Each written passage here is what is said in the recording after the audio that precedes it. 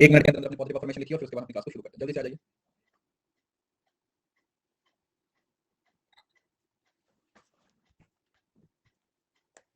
Good morning जी, good morning सभी को, good morning. आ जाइए।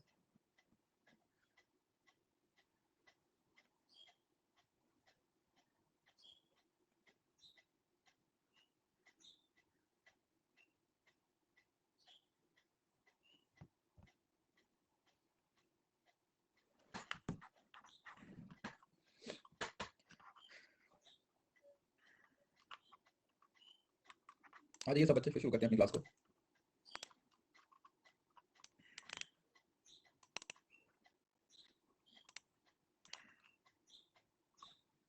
ओके, तो हम इवैल्यूएशन कर रहे थे। ठीक है जी, हमने कुछ टाइप्स की इवैल्यूएशन कर ली थी और हम यहाँ पर आ गए थे। ठीक है जी, हम यहाँ पर आ गए थे।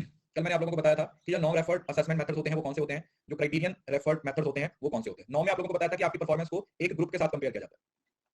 क्या किया जाता है? आपकी परफॉर्मेंस को एक ग्रुप के साथ कंपेयर किया जाता है, आपको रैंक दिया जाता है उस ग्रुप के बेसिस पे।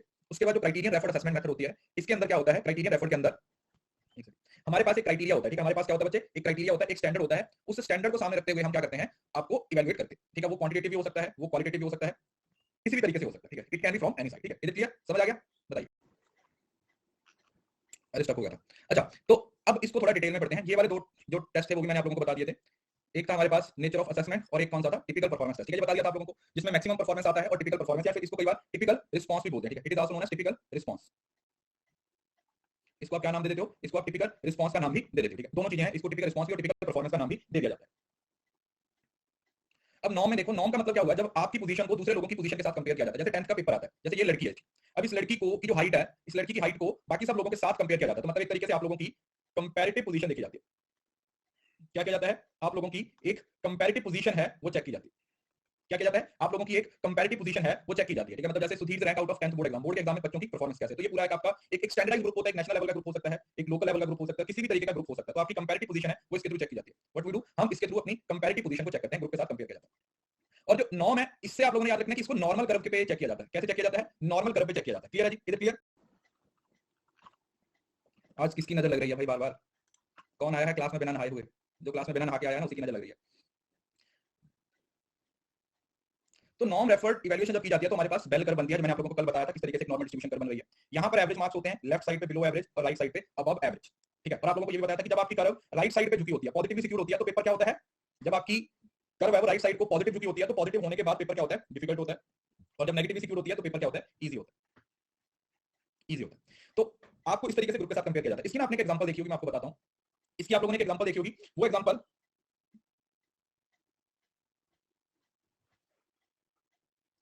जैसे जब आप अन अकेडमी का मॉक टेस्ट देते हो तो आपकी परफॉर्मेंस को यहाँ पे दिखाया जाता है। यस और नो? आप लोगों ने देखा होगा, अगर आप मॉक टेस्ट देते हो तो मॉक टेस्ट के लास्ट में आप लोगों की परफॉर्मेंस को इस पे दिखाया जाता है कि आपने 80% बच्चों से कवर ज्यादा किया, 65% से ज्यादा कवर किया, 85 से ज्यादा कवर किया ना, इस तरीके से। तो ये इस तरीके से आपका जो नॉर्म होता है उसमें कंपेयर किया जाता है। Norm reference test is used to certain individuals position. ठीक है, जैसे बाकी ग्रुप के कंपैरिजन आपकी पोजीशन कितनी रही है, और जो नॉर्म होता है उसमें उसमें जो ज्यादातर मार्क्स दिए जाते हैं वो परसेंटाइल में दिए जाते हैं। जो आपका रिजल्ट भी आएगा ना, वो ज्यादातर परसेंटाइल में आता है, कितने परसेंटाइल नंबर दिए। ठीक है, जैसे अगर आपके 90 परसेंटाइल मार्क्स हैं, 90 परसेंटाइल मार्क्स हैं, तो 90 परसेंटाइल मार्क्स का मतलब क्या होगा कि आपके जो नंबर हैं वो 90% स्टूडेंट से अबव है, 90% स्टूडेंट से अबव होते हैं। परसेंटाइल में आपको समझाऊंगा परसेंटेज और परसेंटाइल किस तरीके से निकालते हैं। बेसिकली जो परसेंटाइल निकाला जाता है उसमें ये देखा जाता है कितने बच्चों ने एग्जाम दिया था और आपकी रिलेटिव पोजीशन कौन सी है। जैसे ऑल इंडिया रैंक वगैरह निकलता है ना, वो इसी बेसिस पे निकलता है। तो यहाँ पर आप एक ग्रुप होता है, एक नॉर्म होता है, उसके साथ आपको कंपेयर किया जाता है, this is called norm referred evaluation. Norm referred evaluation, norm referred evaluation इसको बोला जाता है। Evaluate with reference of average, we can not compare. अगर इसमें प्रॉब्लम क्या होती है, किसी बच्चे ने 7th रैंक लिया, ठीक है, इसके अंदर सबसे बड़ी प्रॉब्लम क्या होती है, 7th रैंक लिया। अब 7th रैंक अगर 100 में से लिया तो उसकी अलग इंटरप्रिटेशन होगी, 10 में से लिया तो उसकी अलग इंटरप्रिटेशन होगी, अगर 7 में से लिया तो उसकी एक अलग इंटरप्रिटेशन होगी। ठीक है, तो इसका मतलब क्या होता है कि सर्टेन लेवल पे क्या हो जाता है, कई बार डायरेक्ट रैंक देके डिफिकल्टी हो जाती है, इस वजह से हम क्या करते हैं, उसको परसेंटाइल में कवर करना चाहते हैं, और कभी-कभी इसके स्कोर्स को क्या कर दिया जाता है, लाइक ग्रेड्स में डिवाइड कर दिया जाता है। ठीक है, ये पेपर में नहीं पूछा जाता, this is not important. Paper में जो चीज पूछी जाती है वो यही होता है कि हम जो जो नॉर्म बनाते हैं, जो ग्रुप बनाते हैं, वो एक लोकल लेवल का हो सकता है, वो स्टेट लेवल का हो सकता है, वो नेशनल लेवल का हो सकता है, वो डिपेंड करता है कि किस तरीके का वो जो ग्रुप है वो हो सकता है। ठीक है, अब यहाँ पर एक वर्ड है reflective prompt. Reflective prompt, reflective prompt का मतलब क्या होता है, reflective prompts is a technique in which teacher provides a set of flexible questions that prompt them to reflect their own learning. In this technique, each student answers some questions such as given below after completion of a lesson. If test score is interpreted in terms of individual, then they are known as self reference. इसका मतलब क्या होता है, self prompt का मतलब होता है एकदम से आंसर करना, एकदम से आंसर करने को प्रॉम्प्ट बोला जाता है। तो रिफ्लेक्टिव प्रॉम्प्ट का मतलब क्या होता है कि जब चैप्टर कंप्लीट हो जाता है, जब चैप्टर कंप्लीट हो जाता है तो बच्चे से टीचर उससे रिलेटेड क्या करता है, क्वेश्चन पूछता है, और बच्चे क्विकली उसका क्या करते हैं, आंसर करते हैं कि उनको कितना समझ आया, कितना अच्छे से उनको ये बात क्लियर हुई। तो उसको क्या नाम दे दिया जाता है, that is known as reflective prompt. उसको आप क्या नाम दे देते हो, you call it reflective prompt. उसको रिफ्लेक्टिव प्रॉम्प्ट का नाम दे दिया जाता है, ठीक है। और इससे जो इवैल्यूएशन की जाती है उसको सेल्फ रेफरेंस का नाम देते हैं। एक सेकंड, हाँ इसको भी थोड़ा सा देख लेते हैं, थोड़ा सा बेसिक अंडरस्टैंडिंग आपकी डेवलप होनी चाहिए, ज्यादा जरूरी डिटेल में नहीं जाना। देखो अगर आप नॉर्म रेफरेंस टेस्टिंग की बात करो तो पर्पस क्या होगा, पर्पस तो आप लोगों को पता क्या है कि रैंक करना है स्टूडेंट को, स्टूडेंट का क्या पता करना है, हमें रैंक पता करना है कि स्टूडेंट ने कौन सा रैंक लिया, 100 में से 150 में से 200 में से 1000 में से कितने नंबर से आया, to discriminate between high and low achiever, जिससे आपको ये पता चल जाएगा कि कौन सा बच्चा है वो फर्स्ट आया है, किसने सबसे अच्छे नंबर लिए हैं, और दूसरा किसने सबसे बुरे नंबर लिए, कौन सबसे पीछे, मतलब आप एक स्केल बना देते हो ऊपर और नीचे वाले लेवल में पता चल जाता है।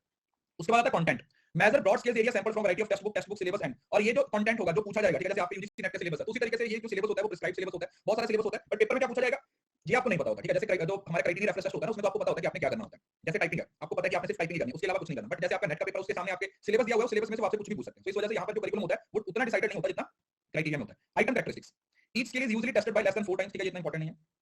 स्कोर इंटरप्रिटेशन, स्कोर इंटरप्रिटेशन का मतलब क्या होगा कि जो आपका स्कोर है वो आपका स्कोर ना होके एक रिलेटिव स्कोर बन जाता है, रिलेटिव समझते हो कि दूसरे बच्चों के साथ कंपेयर करके ही आपको देखा जाता है कि आपने कितना अच्छा परफॉर्म किया, 90% आया, 95% आया, 98%, तो आपकी परफॉर्मेंस दूसरे बच्चों की परफॉर्मेंस के साथ क्या की जाती है, कंपेयर की जाती है, वही कंपेयर योर परफॉर्मेंस, कंपेयर करते हैं हम आपकी परफॉर्मेंस को दूसरे बच्चों के साथ।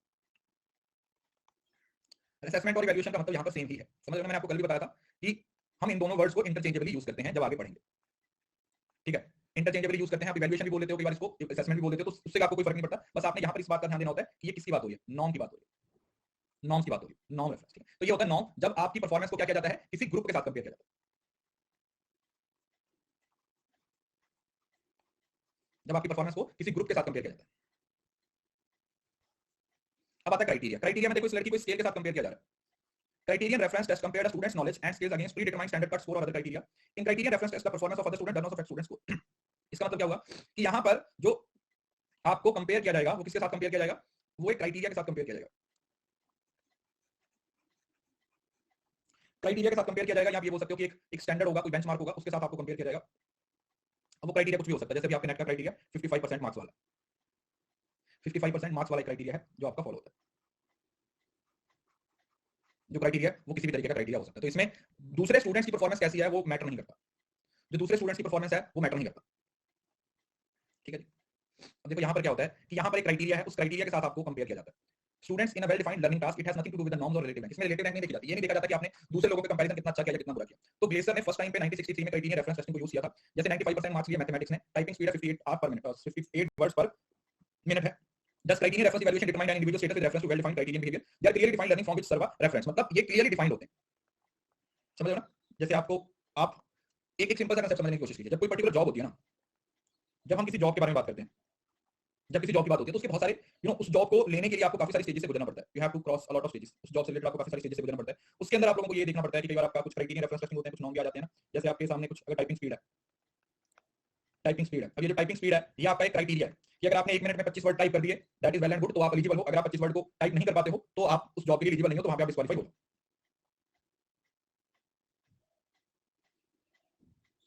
राइट, समझ आ गया, यस।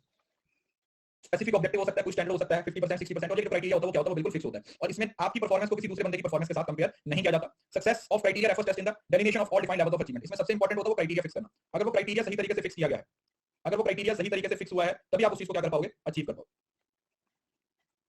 तभी आप उस चीज को क्या कर पाओगे, तभी हम बोल सकते हैं कि हाँ भाई आपने अपने टारगेट को क्या किया है, अचीव किया। The purpose of criteria reference evaluation और test to assess the objectives and that's why terms that objective based test, और इसमें क्योंकि हमारे कुछ पर्टिकुलर ऑब्जेक्टिव है ना, वी हैव सम ऑब्जेक्टिव्स, तो उन ऑब्जेक्टिव्स को हम अचीव करना चाहते हैं, इसी वजह से इस तरीके का जो इस तरीके की जो टेस्टिंग है, इस तरीके की जो इवैल्यूएशन है उसको हम ऑब्जेक्टिव बेस्ड टेस्ट भी बोलते हैं, objective based testing, objective based testing भी बोलते हैं, ठीक है। हाइवले और मिलमैन ने 1974 में एक नया टर्म है इसके लिए बोला था यूज करने के लिए, that is domain reference, domain भी वही क्राइटेरिया होता है, तो हम क्राइटेरिया को फोकस करते हैं और क्राइटेरिया के साथ ही हम उस चीज को आगे बढ़ाने की कोशिश करते हैं, ठीक है, समझ आ गया, इज इट क्लियर, सिंपल है ना, नाम से पता चलता है क्राइटेरिया का मतलब किसी पर्टिकुलर क्राइटेरिया के साथ आपकी परफॉर्मेंस को मैच किया जाता है, फिर दूसरे बच्चे कैसा परफॉर्म कर रहे हैं उससे कोई फर्क नहीं पड़ता, ठीक है ना, फिर दूसरे बच्चे किस तरीके का परफॉर्म करते हैं उससे कोई फर्क नहीं पड़ता, दूसरे बच्चे कैसे भी परफॉर्म करें उससे कोई फर्क नहीं पड़ता। यहां पर कुछ इसका एक कंपैरिजन चार्ट पढ़ लेते हैं। नॉर्म का मतलब क्या हो जाएगा, जब आप किसी जनरल एबिलिटीज के बारे में बात करते हैं, ठीक है, क्योंकि सबको कंपेयर किया जा रहा है तो एक जनरल टर्म हो जाती है, बट जो क्राइटेरिया होता है वो स्पेसिफिक होता है, समझ रहे हो, स्पेसिफिक का मतलब क्या होगा कि भाई टाइपिंग है वो हर बंदा थोड़ी ना करेगा, जिसको आती है वही करेगा ना, तो जनरल एबिलिटीज को चेक करना है तो आप नॉर्म को यूज करोगे, और अगर किसी स्पेसिफिक क्वालिटीज को मेजर करना है तो उसके लिए आप क्राइटेरिया का यूज करोगे, अगर स्पेसिफिक की बात हो रही है तो उसके लिए आप क्राइटेरिया का इस्तेमाल करोगे। Purpose separate students continuum of abilities of proficiency material number, अब यहाँ पर तो सिंपल नॉर्म है separate students out along a continuum of abilities of proficiency, कि कितनी proficiency है उनके अंदर उसी पर्टिकुलर, और यहाँ पर क्या होता है कि बच्चे को कितना आता है उस पर्टिकुलर क्राइटेरिया में, उसकी परफॉर्मेंस को एक्सेस करना। मैंने आपको बताया था कि इसमें मटेरियल नोन होता है। इसमें क्या होता है, जो मटेरियल होता है वो नोन होता है। क्यों? क्योंकि हमें पता है कि हमें सिर्फ टाइपिंग ही करनी है। हमें क्या करना है, हमें सिर्फ टाइपिंग ही करनी है। यहाँ पर जो डिस्ट्रीब्यूशन होती है, नॉर्म में नाम से पता था ग्रुप है, तो ग्रुप के लिए आप नॉर्मल डिस्ट्रीब्यूशन का इस्तेमाल करोगे। ग्रुप के लिए कौन सा इस्तेमाल करोगे आप? नॉर्मल डिस्ट्रीब्यूशन का इस्तेमाल करोगे। और यहाँ पर अगर बच्चे को सारी चीजें आती हैं, मतलब students can score 100% if he know material और स्किल। अगर वो टाइपिंग कर दिया, मतलब सपोज करो क्राइटेरिया था कि 1 मिनट के अंदर 35 वर्ड्स है वो टाइप करने हैं, और अगर बच्चे के अंदर वो स्किल्स हैं 1 मिनट में 35 वर्ड टाइप करने के, तो इसका मतलब उसे 100% है वो चीजें करनी। अब few long subsets with similar items, ठीक है, जो नॉर्म होता है बेसिकली लॉन्ग होता है, और जो क्राइटेरिया होता है इसमें छोटे-छोटे सेट्स होते हैं और बहुत ही क्लियरली डिफाइंड होते हैं, ठीक है, मतलब स्मॉल है। देखो किसी चीज को स्पेसिफाई करना हो तो कोई चीज स्पेसिफिक तभी होगी ना अगर वो छोटी होगी। स्पेसिफिक होने का मतलब स्मॉल, शॉर्ट, स्मॉल और शॉर्ट की बात हो रही है।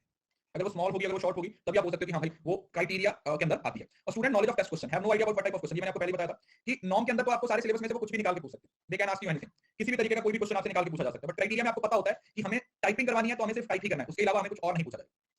उसके अलावा हमें कुछ और नहीं पूछा जाएगा, ठीक है, उसके अलावा हमें कुछ और नहीं पूछा जाएगा। क्लियर है? अब नॉर्म के अंदर तो आपके पूरे टेस्ट होते हैं ना, मतलब एक long series of test use की जाती है। क्राइटेरिया में ऐसा नहीं होता। जैसे आपका फाइनल एग्जाम होता है, जैसे आपके बोर्ड के एग्जाम होते थे या यूजीसी नेट का एग्जाम होता है, वो आपका नॉर्म हो जाएगा जब आपको सबके साथ कंपेयर किया जाएगा। क्राइटेरिया तो स्टार्टिंग में होता है ना, जब 55% मार्क्स देखा जाता है कि आपके 55% मार्क्स थे या नहीं। वही पॉइंट बता रहा हूं टेस्ट डिजाइन वाला। क्राइटेरिया में सिर्फ 55 की बात हो रही है तो बहुत ज्यादा स्पेसिफिक है। 55% है तो इसका मतलब बहुत ज्यादा स्पेसिफिक है कि भाई इतना ही होगा, इससे ज्यादा नहीं होगा।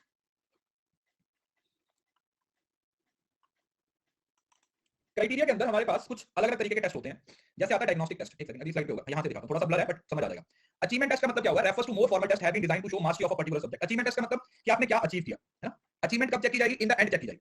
अचीवमेंट कब चेक की जाती है? इन द एंड चेक की जाती है, जब आप किसी पर्टिकुलर टास्क को कंप्लीट कर लेते हो। तो इसका मतलब more formal test that have been designed to show mastery of a particular syllabus. एक पर्टिकुलर सिलेबस की मास्टरी के बारे में जब बात की जाती है कि आप उस पर्टिकुलर सब्जेक्ट पे आपकी मास्टरी है या नहीं है।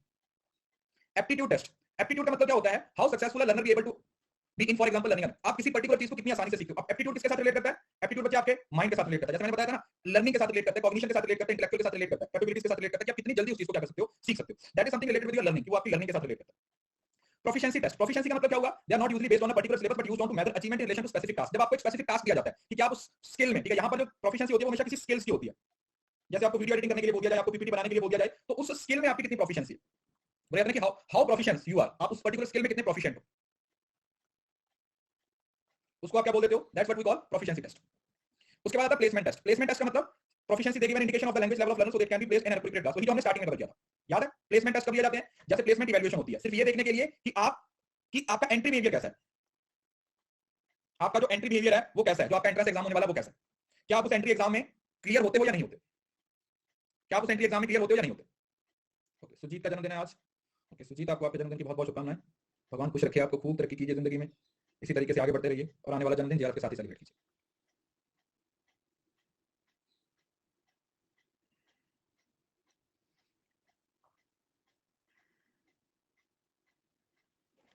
डायग्नोस्टिक टेस्ट कौन से होते हैं? ये नाम से पता चलता है। डायग्नोस का मतलब होता है जो आपकी लर्निंग डिफिकल्टीज के बारे में पता चल जाता है कि कोई बच्चा है उसके अंदर कौन कौन सी उसको डिफिकल्टीज, जैसे डॉक्टर डायग्नोस करता है कि आपके सामने कौन कौन सी प्रॉब्लम्स है, उस प्रॉब्लम का किस तरीके से आप सॉल्यूशन ढूंढोगे।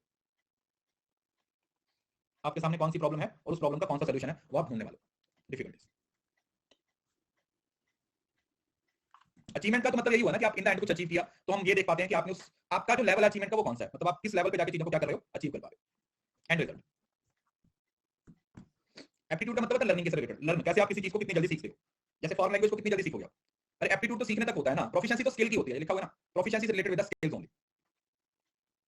अब ये भी इसका ठीक है, ओवरऑल जो करेक्ट है मैंने आपको बता दिया है, इसको पढ़ लीजिएगा अपने हिसाब से। स्कॉलिस्टिक असेसमेंट और डायनामिक असेसमेंट, मतलब जो मेन असेसमेंट टॉपिक था वो आपका खत्म हो गया है। उसके बाद कुछ छोटी छोटी चीजें हैं जो आप लोगों ने सिर्फ कीवर्ड याद रखने हैं, कुछ कीवर्ड्स आप लोगों ने याद रखने हैं, बाकी की जितनी भी टाइप की असेसमेंट है, क्योंकि वैसे आज तक ये कभी पूछी नहीं गई, ठीक है, आज तक तो इससे कभी क्वेश्चन पूछा नहीं गया। आपसे 6 ही चीजें पूछी जाती हैं। फॉर्मेटिव पूछा जाता है, समेटिव पूछा जाता है, फॉर्मेटिव पूछा जाता है, समेटिव पूछा जाता है, नॉर्म रेफरेंस पूछा जाता है, क्राइटेरिया रेफरेंस पूछा जाता है, मैक्सिमम परफॉर्मेंस पूछा जाता है, और क्रिटिकल बिहेवियर वाला पूछा जाता है, टिपिकल बिहेवियर।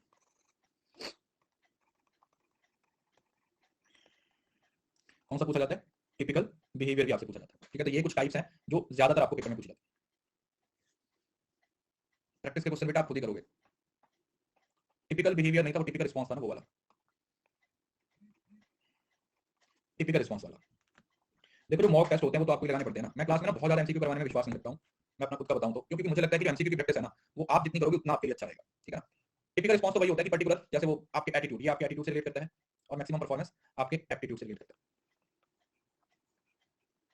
ठीक है। स्कॉलिस्टिक असेसमेंट का मतलब क्या होता है? असेसमेंट ऑफ कॉग्निटिव, कॉग्निशन पता है? कॉग्निशन क्या मतलब होता है? माइंड से रिलेटेड। अभी कल डोमेन भी पढ़ेंगे, लर्निंग वाला टॉपिक चलना शुरू होगा आगे, डोमेन से रिलेटेड होता है। Cognitive abilities of learner in various academic activities which associate with various subjects, all those abilities of cognition domain. तो जो स्कॉलिस्टिक है, कोई बंदा कितना स्कॉलर है, ये उसकी कॉग्निशन पे डिपेंड करता है, उसके माइंड से रिलेट करता है कि उसके पास कितनी नॉलेज है, कितनी अंडरस्टैंडिंग है, कितनी एप्लीकेशन है। तो इसमें जो कंटीन्यूअस और कॉम्प्रिहेंसिव इवैल्यूएशन है वो इसकी क्या है? बेस्ट एग्जांपल है। इसकी एक सिंपल एग्जांपल है, कौन सी? Continuous and comprehensive evaluation. Continuous और कॉम्प्रिहेंसिव इवैल्यूएशन वो इसकी क्या है? एक एग्जांपल। Continuous and comprehensive evaluation is one such example. तो स्कॉलिस्टिक का मतलब समझ गया? स्कॉलिस्टिक में दो आप लोगों ने कीवर्ड याद रखने हैं, सीसीई और कॉग्निशन। ये आज तक कभी पूछे नहीं गए हैं, ठीक है? ये जो टाइप्स हैं ये कभी नहीं पूछी गई आज तक, फिर भी आपको थोड़ा सा इसका आइडिया हो तो ज्यादा अच्छा है। उसके बाद आता है डायनामिक। डायनामिक का मतलब क्या होता है? जैसे डायनामिक का मतलब होता है वेरिएबल। बच्चों को कुछ इस तरीके का काम दे दिया जाता है जिससे वो बिल्कुल भी फेमिलियर नहीं होते, समझ रहे हो ना? मतलब बच्चों को कोई ऐसा टास्क दिया जाता है, कोई ऐसा काम सीखने के लिए, कोई ऐसी मतलब कोई ऐसी लर्निंग के लिए बोल दिया जाता है जिसके बारे में उनको पता ही नहीं होता, अननोन टॉपिक। जैसे फॉर एग्जांपल आप हो, सपोज करो मैं कॉमर्स से बिलोंग करता हूं ना, तो मुझे कोई बंदा, मुझे कोई टीचर कोई साइंस का टॉपिक दे दे, तो मैं उस साइंस के टॉपिक को कितने अच्छे से समझ पाता हूं, मैं उसको कितनी जल्दी सीख पाता हूं, ये आपकी डायनामिक असेसमेंट बताती है कि एक बिल्कुल अनफेमिलियर टॉपिक को आप किस तरीके से अंडरस्टैंड कर पाते हो। इसको एक बिल्कुल ही जो अनफेमिलियर टॉपिक है, एक अनरिलेटेड टॉपिक है, उसको आप कितने अच्छे तरीके से सीख पाते हो। ये आपकी किसका टाइप पार्ट बनती है? ये आपकी डायनामिक असेसमेंट का पार्ट बनती है। क्राइटेरिया ये हो गया। इंटरम या बेंचमार्क वही होता है, किसी मतलब वही बेंचमार्क बोल सकते हो या फिर क्राइटेरिया, ठीक है? ये दोनों इंटरचेंजेबली यूज किया जाता है। इंटरम होता है दो टर्म्स के बीच जब असेसमेंट की जाती है, ठीक है? 2 महीने के बाद, 4 महीने के बाद, 6 महीने के बाद, कुछ इस तरीके से। उसके बाद आता है साइनॉप्टिक असेसमेंट, ठीक है? ये इंपॉर्टेंट है थोड़ी। साइनॉप्टिक का मतलब समझ लीजिएगा थोड़ा सा। साइनॉप्टिक का मतलब क्या होता है? It give confidence students to unite element of their learning from different parts of plan and to show they build up knowledge and thought of topic or a subject area. It is basically enable students to show their talent and skills and it show how depth the knowledge they have about object. Basically it helps to measuring their capacity to apply knowledge to understand the subject. बच्चे की knowledge, बच्चे की understanding, बच्चा किस तरीके से चीजों को relate कर पाता है, उन सारी चीजों को इकट्ठा करता है, उसको क्या बोला जाता है? That is known as synoptic assessment. सबसे deep in depth knowledge, सबसे deep knowledge check करने के लिए synoptic assessment की जाती है। जैसे बच्चे का ओवरऑल, यस, ओवरऑल एफर्ट्स को देखा जाता है। ये देखा जाता है बच्चा 4 चीजें पढ़ा, पहले 4 चीजों की असेसमेंट होगी, फिर उन चारों को इकट्ठा किया जाएगा, देखा जाएगा कि चारों की नॉलेज है उसे या नहीं, फिर उसकी एप्लीकेशन देखी जाएगी। मतलब समझना, ये अलग-अलग स्टेजेस के थ्रू होकर गुजरती है और बच्चे की बहुत in depth knowledge, in depth understanding को क्या किया जाता है? चेक किया जाता है। Yes, in depth knowledge of the subject. In depth knowledge को क्या किया जाता है यहां पर? चेक किया जाता है। इन डेप्थ नॉलेज को यहां पर क्या किया जाता है? चेक किया जाता है। इप्सेटिव। अब इप्सेटिव का मतलब क्या होता है? ये होती है जो आप लोग बिफोर एंड आफ्टर चेक करते हो। ये बहुत ज्यादा इंपॉर्टेंट नहीं है, ठीक है? फिर भी पता होना चाहिए। जैसे हम आप लोग टीवी पे ऐड वगैरह देखते हो ना, सेल्फ इंप्रूवमेंट की, आप खुद को खुद के साथ ही क्या करते हो? कंपेयर करते हो। आप अपने आप को खुद के साथ ही कंपेयर करते हो। इप्सेटिव का मतलब क्या हुआ कि पहले, हाँ, yes, before the classroom and after the classroom. मतलब हम ये देखते हैं कि जो पहले आपकी परफॉर्मेंस थी वो कैसी थी, अभी जो आपकी परफॉर्मेंस है वो कैसी है। आपको सेल्फ के साथ ही कंपेयर किया। Well they are undertaking their task of the student comparison of his previous performance. तुम्हारी प्रीवियस परफॉर्मेंस कैसी थी? जैसे फॉर एग्जांपल तुमने पहले फर्स्ट मॉक दिया और फिर फिफ्थ मॉक, तो आप क्या तो देखोगे कि फर्स्ट मॉक में आपकी परफॉर्मेंस कैसी थी और अभी जो आपने फिफ्थ मॉक दिया उसमें आपकी परफॉर्मेंस कैसी है। तो इसको जब आप कंपेयर करते हो, वो वाला डायनामिक असेसमेंट का मतलब होता है जब आपके सामने किसी अनफैमिलियर टॉपिक को रख दिया जाता है। क्या कर दिया जाता है? आपके सामने अनफैमिलियर टॉपिक को रख दिया जाता है और देखा जाता है कि क्या आप उस अनफैमिलियर टॉपिक को अच्छे तरीके से अंडरस्टैंड कर पाते हो या नहीं। यहां पर क्या चेक किया जाता है? सेल्फ परफॉर्मेंस को चेक किया जाता है। सेल्फ परफॉर्मेंस कि कर लीजिए तो अच्छी बात है, प्रैक्टिस क्वेश्चन करोगे तो आप ही का फायदा होगा। जैसे ये होता है कि आप लोगों ने अक्सर इस तरीके से देखा होगा, पहले क्या था अब क्या है। पहले बी ग्रेड आता था, बी प्लस आया था, अब क्या है? ए प्लस आया। This is what we call ipsative assessment. इस असेसमेंट को क्या नाम दिया जाता है? This assessment is known as ipsative assessment. ठीक है? ये असेसमेंट आपकी कौन सी असेसमेंट बनती है? Ipsative assessment. The value of competing against yourself. आप अपना पर्सनल बेस्ट देने की कोशिश करते हो। या मैंने पहले जब परफॉर्म किया था तब मैं इतना अचीव कर पाया था, इस लेवल तक जा पाया था, अभी मैं इस लेवल तक जा पा रहा हूं। पहले मैं इस लेवल तक गया था, अब मैं इस लेवल तक हूं।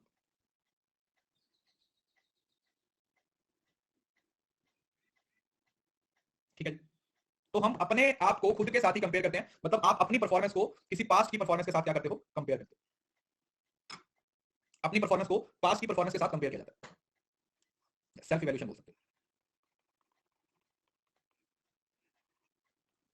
तो ये वही है, उसमें कुछ नहीं है। बेनिफिट्स चलिए इतने ज्यादा इंपॉर्टेंट नहीं होते। Rubrics summative evaluation. देखिए रूब्रिक्स क्या होते हैं, आप लोगों ने देखा होगा। रूब्रिक्स में क्या होता है? जैसे आपको रिक्टर स्केल दिया था ना, रिक्टर नहीं, कौन सा था वो? लीकर्ट स्केल। जैसे लीकर्ट स्केल होता है ना, उसी तरीके से रूब्रिक्स समेटिव इवैल्यूएशन होती है। जैसे समेटिव हो गया, इसका मतलब इन द एंड आपको क्या करना पड़ेगा? उसे समेट करना पड़ेगा। इन द एंड उसको क्या करना पड़ेगा? उसको जोड़ना पड़ेगा। It is great tool for teachers because it is simple way to set up grading criteria for assignment. Assignment के लिए इस क्राइटेरिया को बड़ी आसानी से यूज किया जा सकता है। स्टूडेंट्स के लिए भी यूजफुल है। Writing what is expected to students to get a particular grade in assignment. मतलब इसमें क्या करते हो? आप एक चार्ट बनाते हो और जो पूरे का पूरा फोकस होता है उसमें आप क्वालिटी को डिफाइन कर देते हो। ठीक है? मैं आपको इसकी एग्जांपल दिखाता हूं, आप इसको ज्यादा अच्छे से समझ पाओगे। जैसे ये देखो, आपने बच्चों को 100 नंबर की असाइनमेंट दी, जिसमें 20 नंबर डिजाइन के, 20 नॉलेज के, 20 एप्लीकेशन के, 20 प्रेजेंटेशन के, 20 प्रोसेस के। तो अब हर बच्चे की परफॉर्मेंस को यहां पे टिक किया जाएगा। जब बच्चे को आप 20-21 तक आया तो आप बोलोगे हां कि यार डिजाइन में तो एक्सपेक्ट करके यहां पर, समझ रहे हो ना? तो यहां पर क्या है? एक तरीके से टेबल की फॉर्म में चीजों को एक्सप्रेस किया जाता है। ये देखा जाता है कि वो जो टेबल है उसके अंदर चीजों को किस तरीके से एक्सप्रेस कर रहे हो, उस टेबल में आप चीजों को किस तरीके से एक्सप्रेस कर रहे हो, कौन कौन से पॉइंट्स हैं जो यहाँ पर आप लोगों को ध्यान में रखने हैं। बात समझ आई? तो हम यहाँ पर क्वालिटी को चेक करने के लिए कुछ पैरामीटर्स बनाते हैं जिसमें बच्चों को क्या किया जाता है, असेस किया जाता है। अब डिपेंड करता है कि कौन से क्राइटेरिया में आप कितना फॉल करते हो, कौन से क्राइटेरिया में आप कितना फॉल करते हो, यस टेबल की फॉर्म में एक्सप्रेस किया जाता है। वो भी इसी का पार्ट हो सकता है, बट ये एक अलग कैटेगरी होती है, ठीक है। पढ़ते जाओ बच्चे, जितना जिस दिन सिलेबस खत्म हो जाएगा बता दूंगा। टीचिंग और रिसर्च छोटी यूनिट्स नहीं है, बहुत बड़ी बड़ी यूनिट्स हैं। इस वजह से सारी चीजें आपको क्लास में कवर करवाने की कोशिश करेंगे। अभी बेसिकली 2-3 टॉपिक इसमें, एक तो आपका लर्निंग वाला टॉपिक बचा हुआ है, सबसे बड़ा टॉपिक है जिसमें लर्निंग है, टाइप्स ऑफ लर्निंग है, लर्निंग थ्योरीज हैं, तकरीबन 2 क्लासेस उस पे लगेंगी। उसके बाद आपका सीबीएस सिस्टम आ जाता है, हाँ डोमेन वगैरह जो बढ़िया लर्निंग डोमेन कॉग्निटिव डोमेन आते हैं। हाँ हो सकता है इसमें 1-2 क्लासेस ऐड करवानी पड़े, कोई बात नहीं, करवा लेंगे यार, सिलेबस तो एक ही कोर्स में खत्म करना है। पेडागोगी वो तो छोटा सा टॉपिक है, उसमें कुछ दिक्कत नहीं है, वो तो बढ़िया आराम से हो जाएगा। एक second, let me just check it. अरे बुक्स में तो फिर कम ही दिया होगा यार, बुक्स का तो, बुक्स में तो बहुत अलग अलग चीजें होती हैं। ऑनलाइन और ऑफलाइन मेथड्स बेसिकली क्या होते हैं आप लोगों के, ओके इसमें ना एक क्लास कैंसिल भी हो गई थी ना हमारी, एक क्लास हमारी हुई भी नहीं थी ना पहले से। हाँ अडल्ट लर्नर, एडोसेंट लर्नर वाला भी टॉपिक है, तो हाँ मतलब अभी कम से कम मिनिमम 3 से 4 क्लासेस तो होंगी अभी, अगर सारी चीजें डिटेल में पढ़ना चाहते हैं तो 3 से 4 क्लासेस है वो हमारी होंगी।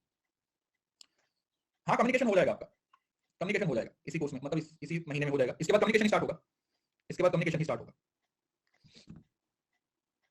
कोर्स कंप्लीट तो बच्चे अभी कुछ नहीं कहा जा सकता कब तक होगा, फरवरी, जनवरी और फरवरी 2 महीने तो भी और लगेंगे कम से कम, जनवरी और फरवरी तो लगेगा, क्योंकि अभी लॉजिकल रीजनिंग काफी लेंथी यूनिट है, अभी तो higher education people and development ये काफी लेंथी यूनिट्स हैं, तो इनको टाइम लगता है।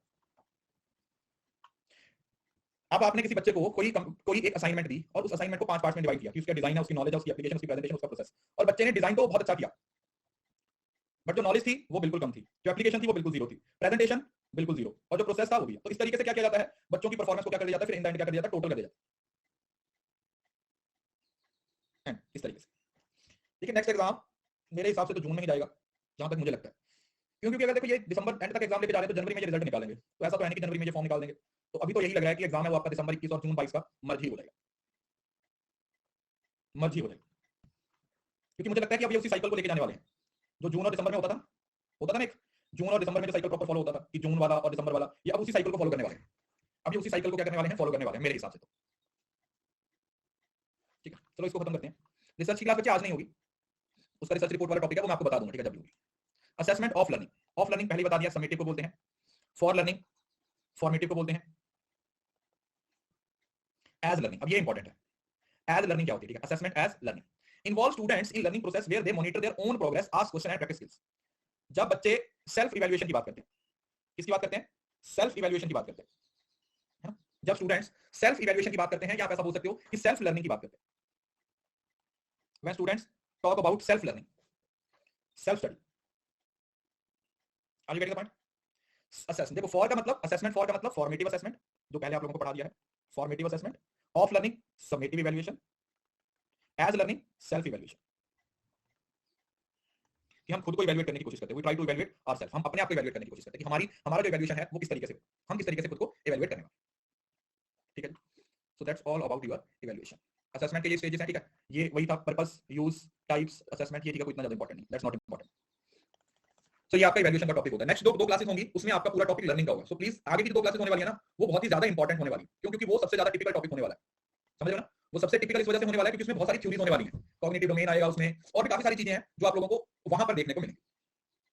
असेसमेंट एज लर्निंग का मतलब जब आप खुद की इवैल्यूएशन करते हो, व्हेन यू इवैल्यूएट योरसेल्फ, आप अपने आप की इवैल्यूएशन के बारे में जब बात करते हैं हम उसको बोलते हैं सेल्फ इवैल्यूएशन, ठीक है जी। सो इसके साथ आपका इवैल्यूएशन भी खत्म हो जाता है। 3 टॉपिक आपके रह गए हैं, लर्निंग है, एक पीएच कॉन्टिनम है आपका, और उसके बाद आपके जो छोटे छोटे टॉपिक आते हैं ना वो स्वयं स्वयं प्रभा, या फिर वो करिकुलम और सिलेबस वाला एनएसएफ मॉक्स वगैरह होगा। फिलॉसफी भी है, फिलॉसफी भी होगी, एक फिलॉसफी है, अभी कुछ चीजें कवर करने वाली, मतलब सारा नहीं हुआ, होगा भी धीरे धीरे, बस आप साथ ही साथ रिवाइज करते जाइए। देखो ये यूनिट्स है ना वो लेंथी है, क्योंकि एक बात है देखो, इन यूनिट्स को 4 क्लासेस में भी खत्म किया जा सकता है ना, बट उसका कोई फायदा नहीं है अगर आपको अच्छे तरीके से समझ नहीं है, तो इस वजह से हर चीज को अच्छे से समझना जरूरी है, अगर हर चीज को अच्छे से नहीं समझोगे तो आप लोग फिर कोई फायदा नहीं। आज स्पेशल अभी तक तो नहीं है, बाकी लेट्स सी होती है या नहीं होती है वो बता देंगे आपको।